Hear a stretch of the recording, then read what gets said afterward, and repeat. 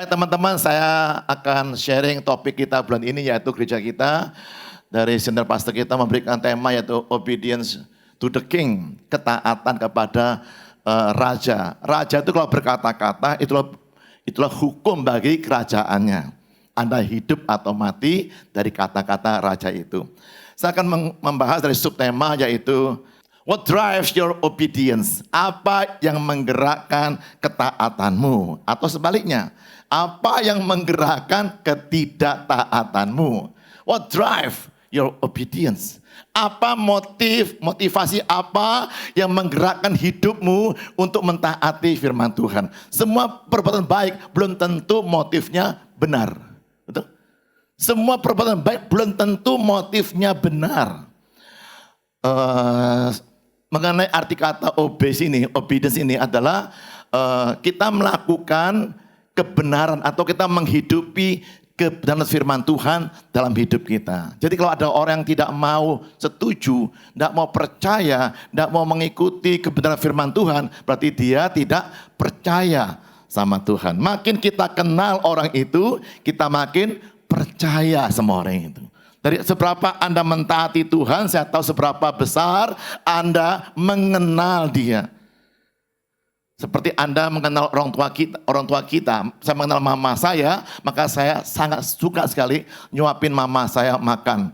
Dia seumurnya 86 tahun. Besok datang kemari ke Bali, kami ajak dia untuk menikmati kumpul-kumpul sama anak, mantu, cucu, cicit, semuanya kumpul-kumpul seminggu di Bali. Saya datang duluan, disuruh Pak Arifin datang duluan, dan mereka bisa datang. Saya mengenal mama saya sehingga saya mudah sekali untuk mentaati mama saya. Kenapa? Karena saya sayang mama saya. Dan saya tahu mama saya sayang sama saya. Dari seberapa Anda mau mentaati firman Tuhan, saya tahu seberapa besar Anda mengenal atau percaya sama Tuhan kita. Oke, kita mulai saja ya. Saya mengawal dengan ayat ini. Oke, Yakobus ini adalah adik kandung biologis Yesus ya. Anaknya Maria sama Yusuf. Yakobus 5 ayat yang ke-16 berkata demikian. Karena itu hendaklah kamu saling mengaku dosamu. Confess ya. Dan saling mendoakan supaya kamu sembuh. Konteksnya ayat ini sebelumnya, kalau Anda baca, apabila ada yang sakit di jemaat Tuhan, maka hendaklah para penatua datang ke rumahnya, mendoakan lalu taruh minyak di situ supaya mereka sembuh. Yang kedua caranya adalah saling mengaku dosa dan saling mendoakan supaya kamu sembuh. Wow, ada koneksi yang luar biasa ya antara kesembuhan terjadi, miracle terjadi dari pengakuan dosa kita di hadapan Tuhan. Dan doa orang yang benar, doa orang yang tadi sudah ngaku dosa itu and repent dan bertobat, bila dengan yakin, dengan iman didoakan, sangat besar kuasanya. Nah, ayat bagian B ini para pendoa sangat hafal sekali. Tapi lupa membaca bagian A-nya. Menurut saya Bapak Ibu sekalian, ketaatan yang paling utama teman-teman adalah ketaatan untuk mengaku dosa, mengaku salah di hadapan Tuhan. Kita mengaca pada cermin namanya kebenaran firman Tuhan. Segala hal yang kita lakukan yang tidak sesuai dengan firman Tuhan itu dianggap salah atau dosa. Ya, dosa. 1 meter harus sama dengan 100 cm. 99 cm bukan 1 meter. 102 cm bukan 1 meter. Harus sama dengan 100 cm. Itu namanya kebenaran. Berlaku di mana saja dan kapan saja dan sampai selama-lamanya. 1 meter selalu sama dengan 100 cm. Oke, saya kasih gambar situ dokter ini ya, Pak Isaskop. Ini seperti orang sakit. Mengapa orang sakit itu enggan ke dokter? Ada yang tahu jawabannya? Anda pernah sakit? Pernah ya? Mengapa orang itu enggan ke dokter? Jadi ada orang ke gereja model khotbah yang enak-enak. Kalau khotbah yang mulai keras, mesti orang ini selalu khotbah nyindir saya terus. Berkali-kali nyindir. Loh, Anda ini ingin sembuh apa ingin sekedar makan es campur? Kalau Anda ingin sembuh, Anda harus membuat pengakuan. Banyak orang denying, menyangkali, memungkiri, in denial, ya, itu refusing, menolak untuk Admit itu mengakui the truth or reality of something unpleasant. Dia menolak atau mengakui suatu kebenaran, kenyataan yang tidak enak pastinya gitu. Kalau ada kabar gaji naik tiap hari, apa. Wah, senang dia dengar. Tapi kalau kanker, jangan nyebut dok. Saya takut. Tutup mata, tutup telinga rapat-rapat. Anda mau sembuh? Anda mau Tuhan berkati? Nah, lebih ngerti itu kali ya mungkin ya. Anda mau diberkati Tuhan? Kita sebelahmu, diberkatilah orang yang mengandalkan Tuhan. Loh betul. Yeremia 17 ayat yang ke-7. Diberkatilah orang yang mengandalkan Tuhan dan menaruh harapnya sepenuh kepada Tuhan. Ada satu kisah The Beauty and the Beast, di mana si pangeran yang tampan, raja yang tampan itu tiba-tiba dikutuk menjadi buruk rupanya. Semua cermin di istananya dihancurkan karena dia tidak siap untuk menerima kenyataan mukanya memang sangat amat buruk dan mengerikan sekali. Kata Yakobus, firman itu seperti cermin. Waktu Anda baca Alkitab, Anda dengar khotbah, Anda sedang bercermin. Oh, hidung saya besar ternyata ya, kayak Jackie Chan ini ya. Mata saya sipit. Kita bisa tahu kekurangan kita. Banyak orang menolak untuk mengakui hal tersebut ya. Kita akan belajar dulu ketidaktaatan pertama kali terjadi di Taman Eden. Kejadian 2. Tuhan menyebut ada banyak pohon di tanah Taman Eden, tapi ada 2 pohon yang sama-sama berada di tengah-tengah Taman Eden yang ada namanya. Yang pertama namanya pohon kehidupan, buahnya namanya kebenaran kata Amsal. Ya, pohon kehidupan itu namanya buahnya buah kebenaran. Itulah Yesus Kristus Tuhan kita. Dia berbuahkan kebenaran. I am the way, the truth, and the life. Oke? Ya, akulah jalan, akulah kebenaran. Yang kedua pohon pengetahuan baik dan jahat, pengetahuan. Good morals, moral yang baik, tapi belum tentu benar. Waktu kau makan itu, buah pengetahuan baik dan jahat, engkau akan mati. Yang mati apanya? Kebenaran. Yang kau percayai itu. Yang menggerakkan hidupmu itu. Apakah mobil mesin diesel bisa diisi BBM bensin? Kalau kau isi bensin, mesinmu rusak. Bukan karena bensinnya yang merusak. Karena kamu salah ambil keputusan dalam hidup ini. Terlalu mahal harganya untuk sebuah ketidaktaatan. Yang pertama di Taman Eden, Iblis memakai ular untuk menipu. Dia adalah bapak sela dusta kepada Hawa. Hawa, tentulah Allah berfirman, semua pohon dalam taman ini jangan kamu makan buahnya, bukan? Betul? Tidak. Semua pohon buahnya boleh kita makan, kecuali satu toh, pohon pengetahuan baik dan jahat. Iblis menipu kita, bukan? Cuma gara-gara satu doa kita belum Tuhan jawab, kita berpikir bahwa semua doa kita tidak pernah Tuhan jawab. Dan dia itu Tuhan yang jahat. Kita mulai meragukan niat baik Tuhan. Kita lupa dengan berapa ratus doa kita yang sudah pernah Tuhan jawab. Cuma karena satu doa yang belum Tuhan jawab. Kita naksir, misalnya naksir si Akeu, si Mehwa naksir si Akeu. Udah pernah melirik saya. Saya doa puasa, saya ikut doa puasa macam-macam. Gara-gara si Akeu udah mau naksir saya, maka saya bilang, Tuhan engkau Tuhan yang jahat. Mentang-mentang saya kurang cantik mungkin ya. Nah, kita lupa sama jawaban doa yang Tuhan yang berapa puluh banyaknya yang sudah Tuhan jawab. Orang bilang, kata iblis bilang, kamu jangan ikut Tuhan Yesus sungguh-sungguh, percuma, tidak enak, dilarang ini, dilarang itu, tidak boleh ini. Itu kata iblis. Tidak boleh kamu makan semua buah-buahnya. Menurut Anda lebih bebas jadi anjing geladak, anjing liar, atau anjing dipelihara oleh seseorang? Oh enak anjing liar Pak Johan, bebas makan apa saja, bebas tinggal di mana saja, mau main hujan boleh, mau apapun boleh. Saya bilang tidak, kamu tidak bebas. Hidupmu tidak bebas dari ditabrak mobil, betul? Hidupmu tidak bebas dari ditabrak sepeda motor. Hidupmu tidak bebas dari kelaparan. Hidupmu tidak bebas dari kehausan. Hidupmu tidak bebas dari kena air hujan, pilek, batuk, kena COVID kamu ya. Namun hidupmu tidak bebas. Tapi kalau engkau anjing dipelihara oleh tuannya, engkau dimiliki oleh Tuhan yang sayang sama engkau bebas dari ketakutan ditabrak mobil, engkau bebas dari kelaparan, engkau bebas dari kehausan, engkau bebas dari segala macam perkara, karena engkau dilindungi.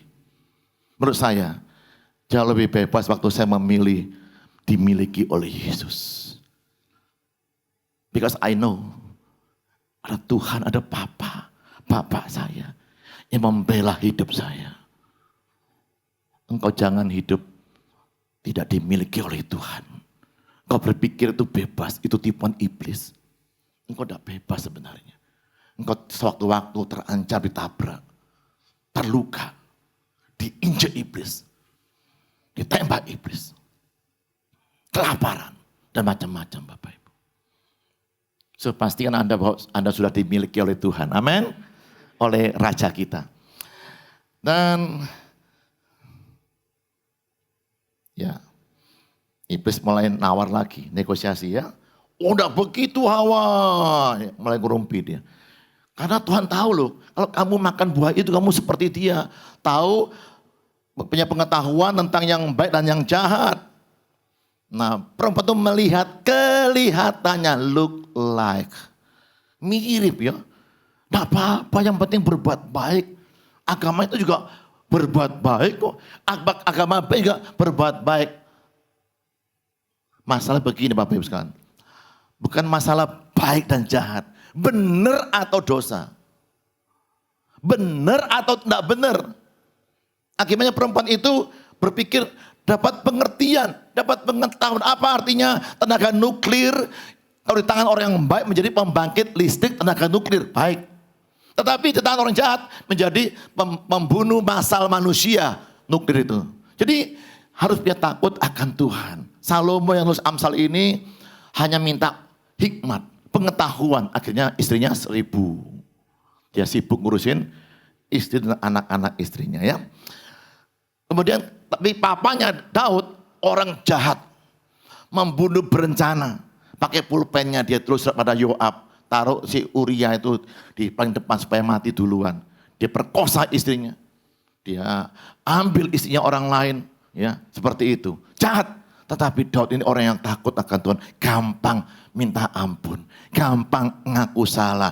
Gampang minta ampun sama Tuhan. Saya berdoa minta takut akan Tuhan. Apa itu?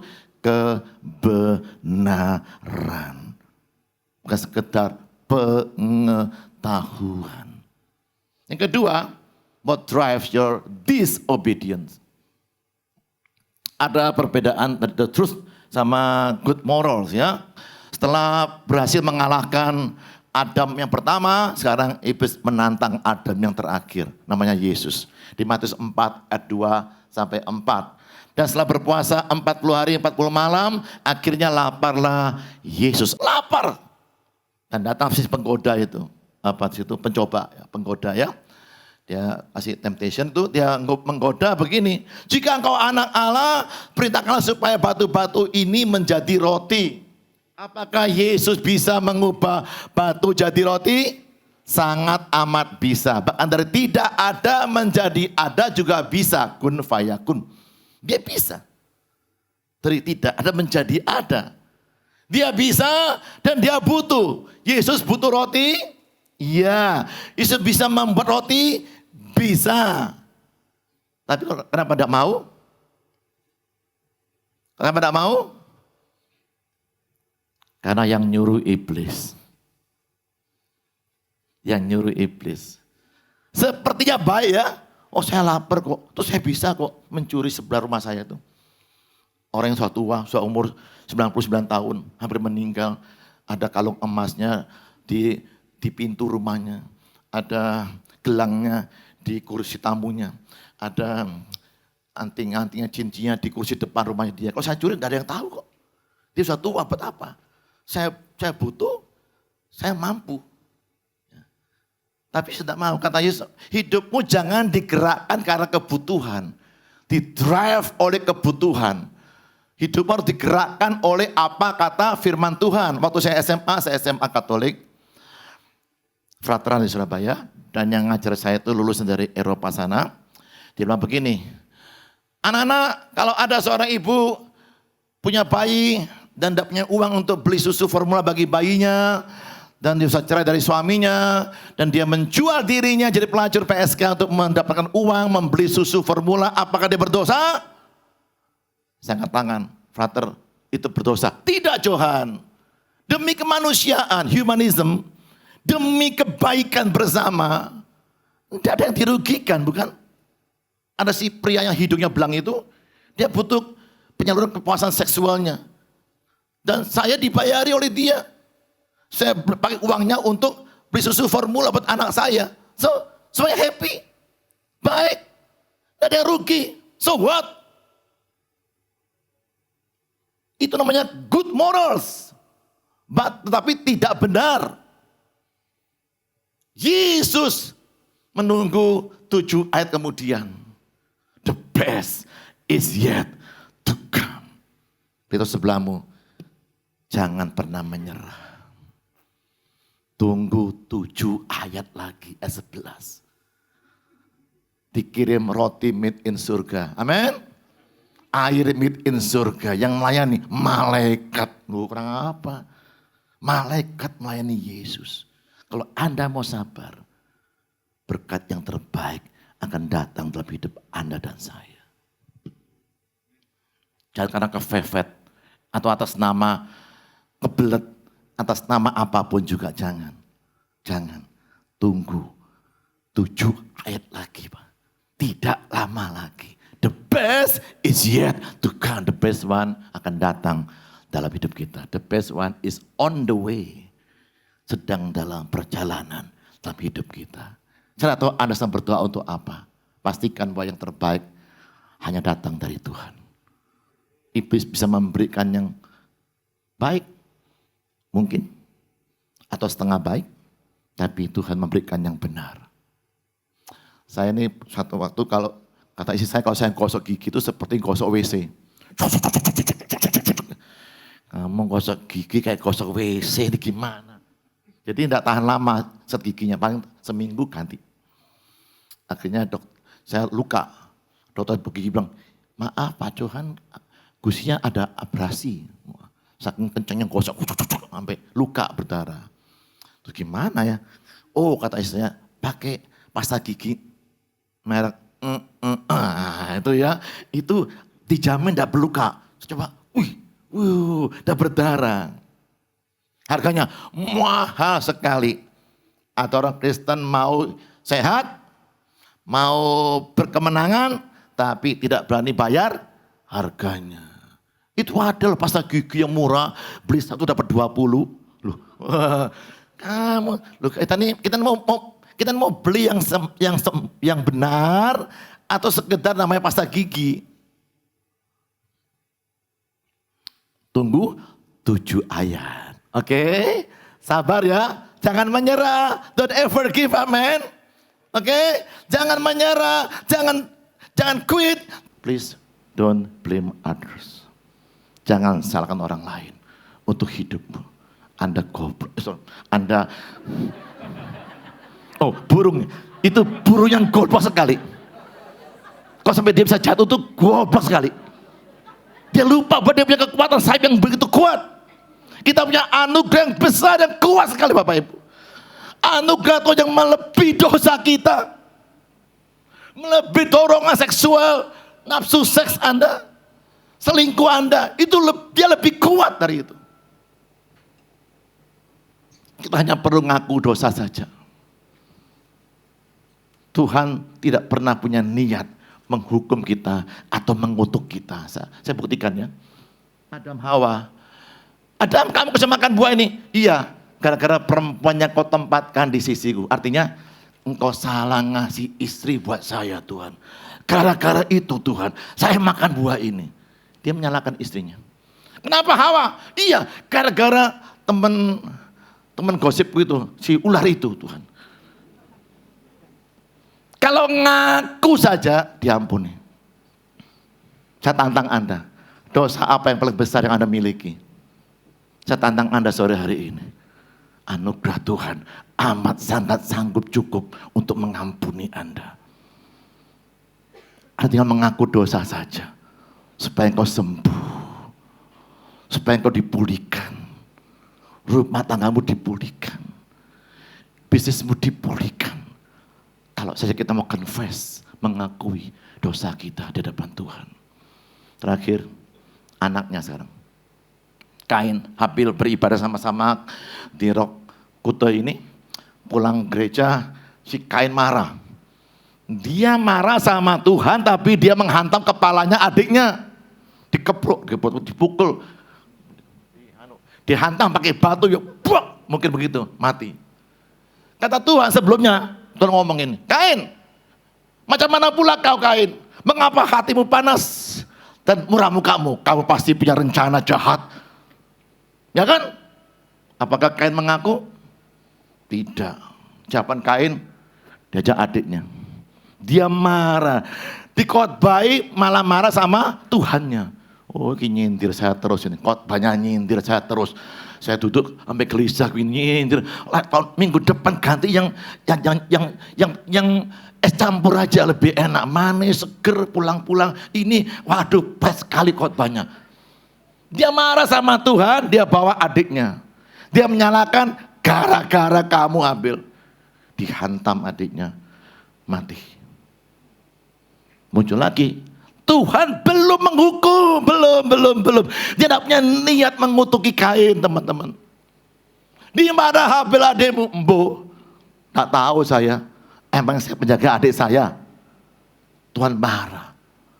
Apakah kau berbuat itu, darah adikmu berteriak. Bahkan darah adikmu masih ada di tangan kamu, Kain. Kain lupa cuci tangan bersih. Tapi gitu-gitu aku tetap tidak mengaku. Terkutuklah kamu, Kain. Tuh tidak pernah mengutuk manusia. Even Adam Hawa pun tuh tidak mengutuk Adam Hawa. Tuh mengutuk tanah. Terkutuk tanahmu Adam. Tapi untuk Kain ini Tuhan terpaksa karena tidak mau mengaku dosa, mengaku bersalah. Dia marah sama Tuhan. Apa akibatnya? Engkau jauh dari hadapan Tuhan dan engkau menjadi seorang pelarian, dikejar-kejar rasa bersalah. Engkau menjadi pengembara, nomad dan tidak punya rumah. Saya pernah menjadi kontraktor bertahun-tahun, alias kontrak rumah berganti-ganti. Begitu mau habis kontrakannya, deg ser, papa mama, saya tidak punya uang untuk memperpanjang kontrak rumah kami. Tidak tenang. Anda mau tenang hidupnya, Anda mau damai sejahtera, tapi apakah yang bertobat? Tetap tidak bertobat. Waduh Tuhan, itu terlalu besar hukuman bagiku Tuhan. Dia protes sama Tuhan, beda sama Daud. Daud, kamu pilih, mau dihukum 3 tahun kekeringan, 3 bulan tidak pernah perang, atau 3 hari kena bala sampar. Apa Daud lakukan? Dia lepas mahkotanya, dia lepas jubah, dia berkabut dan dilosor. Saya bersalah Tuhan, terserah Tuhan, saya yang salah, terserah Tuhan. Mau 3 tahun, mau 3 bulan, 3 hari, terserah Tuhan. Amin. Daud diampuni? Diampuni. Dosa Daud itu lebih besar dari dosa Kain. Karena saya tahu Tuhan, semarah-marah Engkau sama saya Tuhan, jauh lebih besar kasih sayangmu. Yesaya 32 ayat 17. Ayo kita berdiri sama-sama, kita baca dengan suara keras. Yesaya 32 ayat yang ke-17. 2, 3. Di mana ada kebenaran, di situ akan tumbuh damai sejahtera. Yang kedua, dan akibat kebenaran ialah ketenangan. Yang ketiga, dan ketentraman untuk selama-lamanya. Anda percaya ini? Haleluya, amin.